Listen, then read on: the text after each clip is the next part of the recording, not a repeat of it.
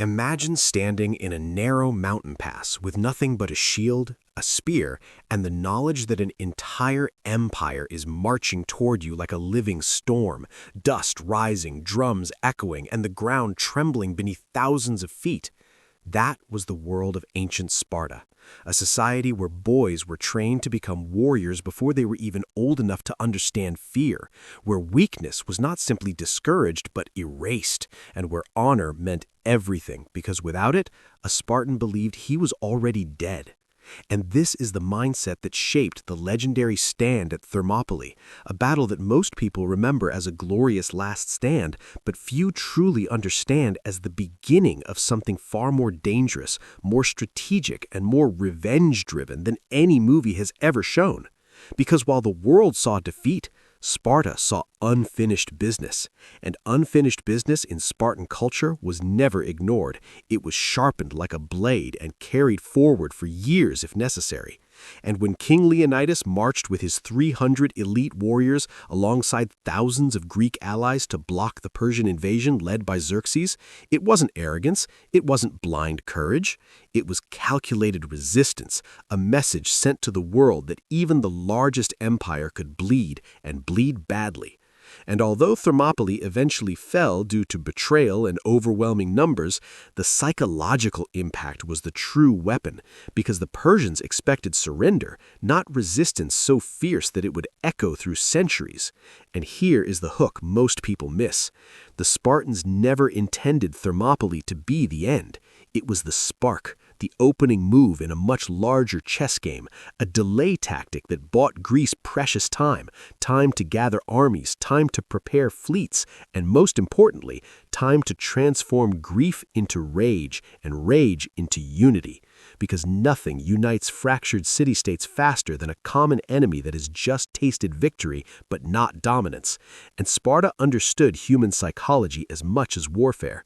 They knew that losing a battle could win a war if it ignited the right fire in the right hearts. And as stories of the 300 spread across villages, ports, and marketplaces, something shifted, something dangerous for Persia. Fear turned into defiance, and defiance turned into recruitment, and recruitment turned into armies far larger than Xerxes had anticipated. And suddenly the narrative changed from "the Persians are unstoppable" to "the Persians can be resisted." And that single shift was more powerful than 10,000 swords, because belief is the first battlefield, and once the Greeks believed resistance was possible, Persia had already lost a piece of the war they didn't even realize they were fighting. Now picture the aftermath. Smoke fading from the battlefield, armor scattered, bodies honored, but minds already racing toward retaliation. Because Sparta did not mourn like other societies. They converted sorrow into discipline, into preparation, into relentless training that never truly stopped. And while Xerxes marched deeper into Greece believing momentum was on his side, the Greeks were building something far more lethal than numbers: coordination, naval strategy, and a unified command that had rarely existed before. And this is where the real revenge began, not through reckless charges or emotional decisions, but through patience, planning, and a deep understanding that empires fall not only from external force, but from internal overconfidence. And Xerxes, despite his power, began to stretch his supply lines, extend his forces, and rely heavily on intimidation rather than adaptability. And Sparta watched this unfold like hunters observing a wounded beast that still roared loudly but moved less carefully.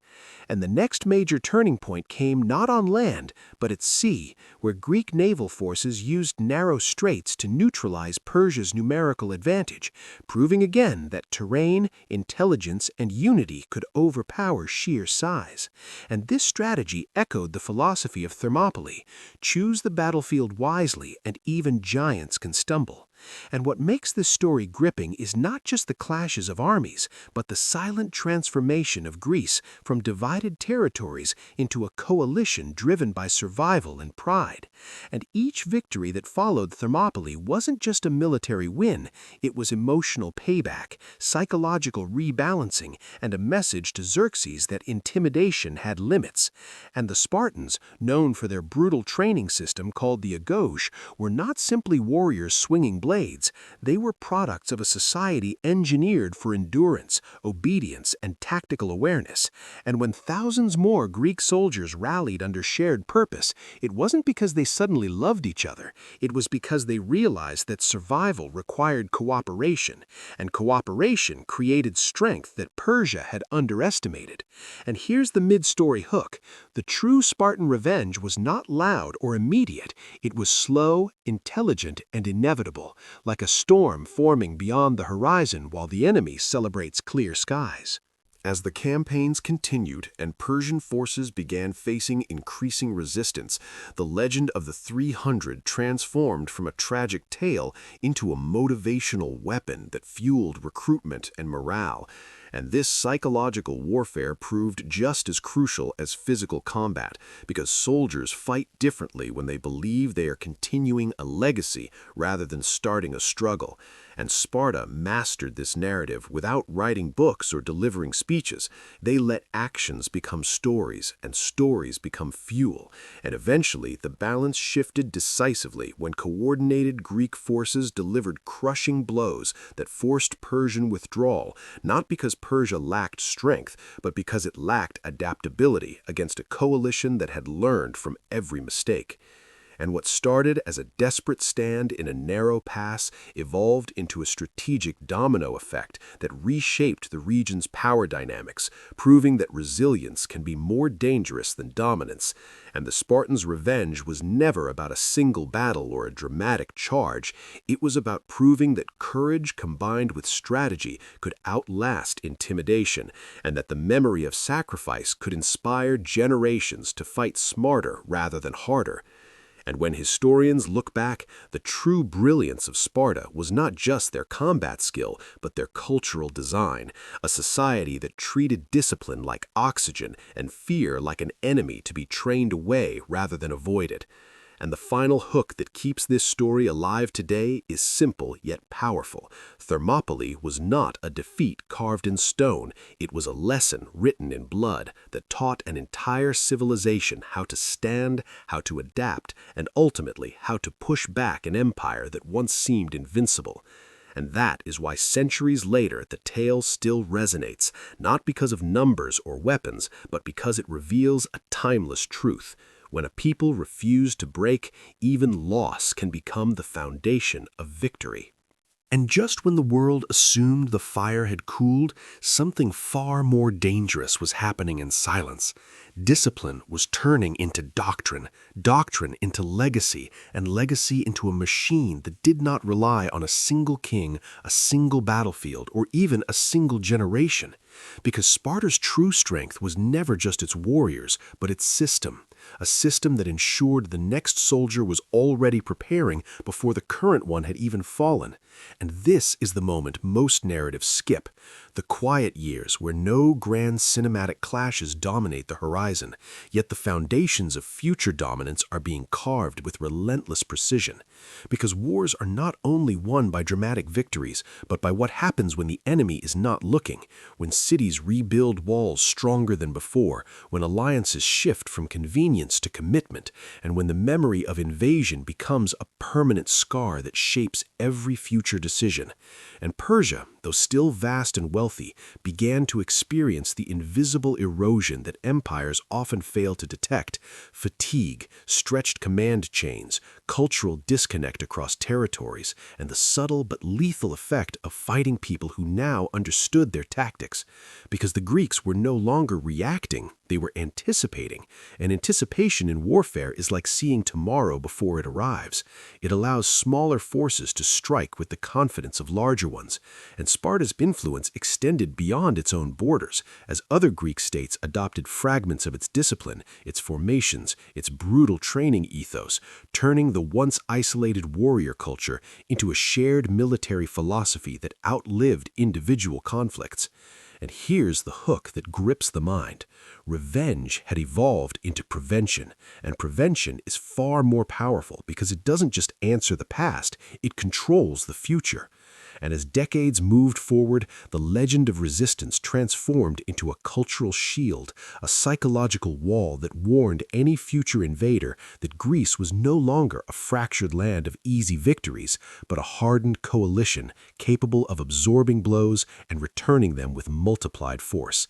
And this transformation is what truly defines the Spartan aftermath, not endless battles or constant bloodshed, but the creation of a reputation so intimidating that it fought wars before they even began. Because reputation travels faster than armies and lingers longer than monuments.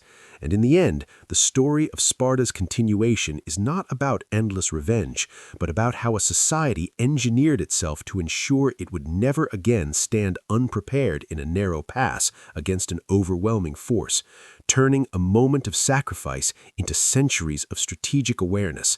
And that is why their tale endures, not as a relic of ancient violence, but as a study in how resilience, unity, and relentless preparation can reshape the destiny of entire civilizations long after the echoes of the battlefield fade.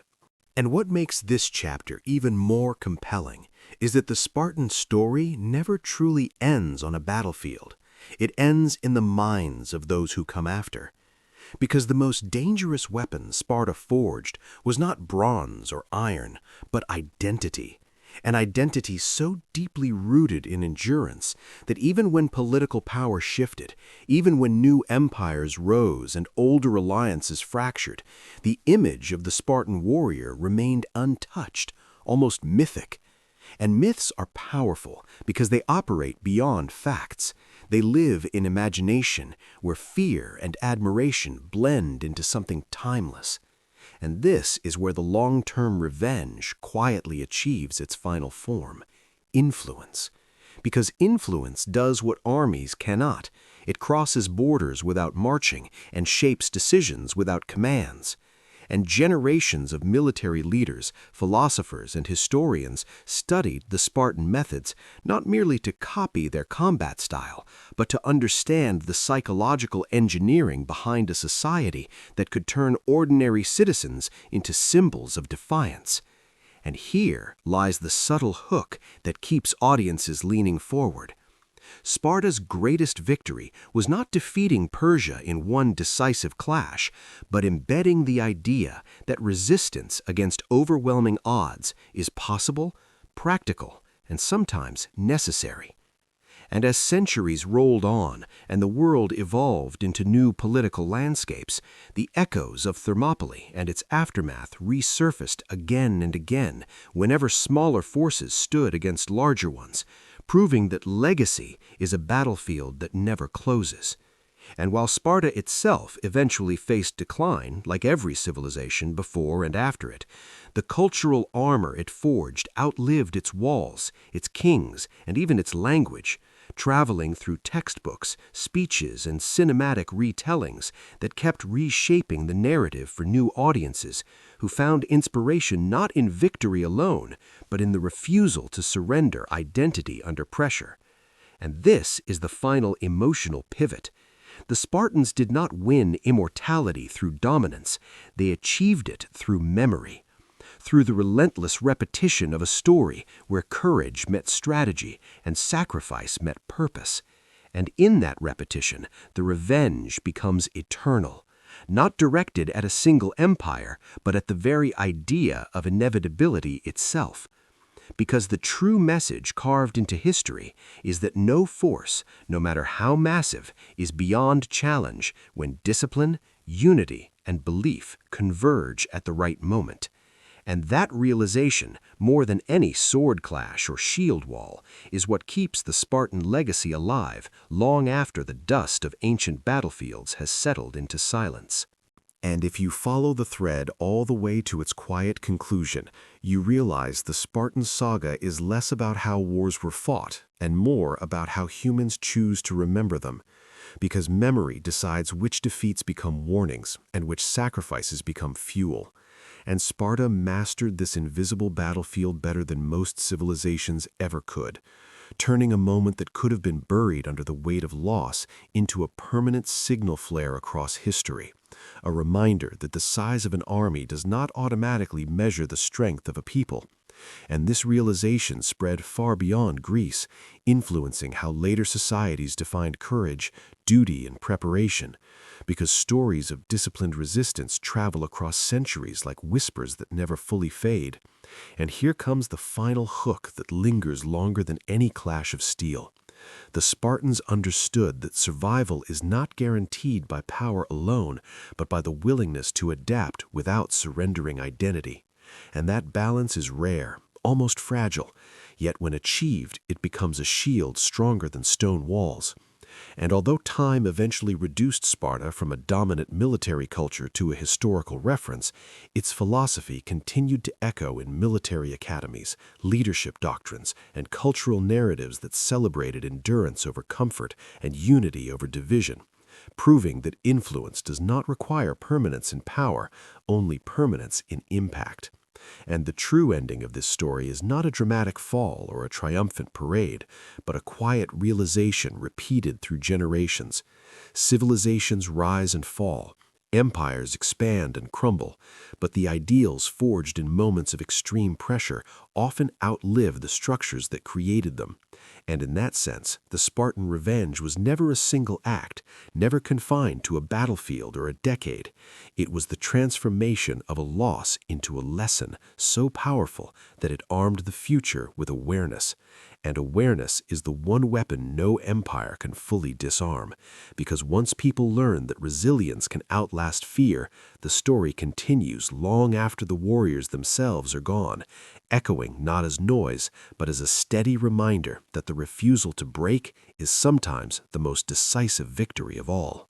And by the time the narrative reaches its furthest edge, what remains is not the clash of shields or the roar of armies, but a strange and powerful silence, the kind that follows when history has already made its decision and all that is left is interpretation. Because every generation looks back at Sparta and sees a different lesson. Some see bravery, others see discipline, others see sacrifice. But the deeper truth hides beneath all of them, the realization that the Spartans were not invincible heroes carved from legend, but humans who engineered their society around preparation so thoroughly that even their defeats carried strategic value. And this is the final twist that keeps the story alive instead of letting it fossilize. The understanding that perfection was never their strength. Adaptation was, and adaptation is what allowed their legacy to travel far beyond the geography of ancient Greece into classrooms, documentaries, leadership seminars, and even modern entertainment, where the imagery of a shield wall still sparks a reaction centuries later. And here is the closing hook that quietly grips the mind. The Spartans did not conquer time. They influenced how time remembers resistance, and that influence becomes a mirror for anyone facing overwhelming odds. Because their history whispers a simple but unsettling idea. The outcome of a single battle rarely defines a civilization. The response to it does. And in that response lies the blueprint for survival, growth, or collapse.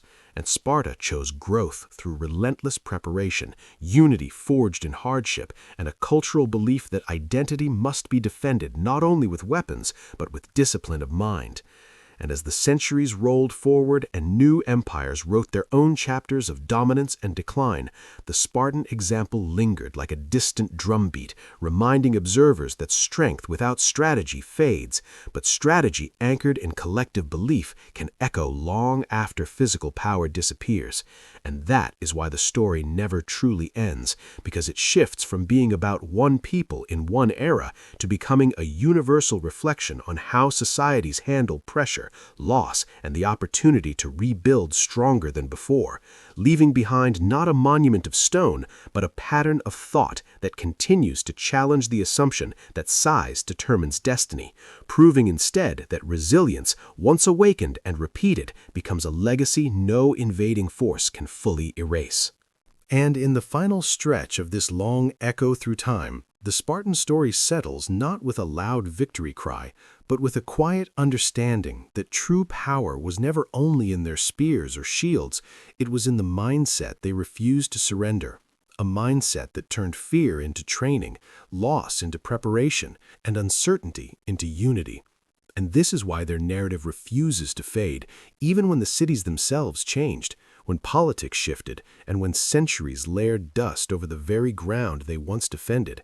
Because what Sparta ultimately left behind was not territory, but a pattern showing that when a society chooses discipline over comfort and collective purpose over individual hesitation, even a setback can become the foundation of future strength.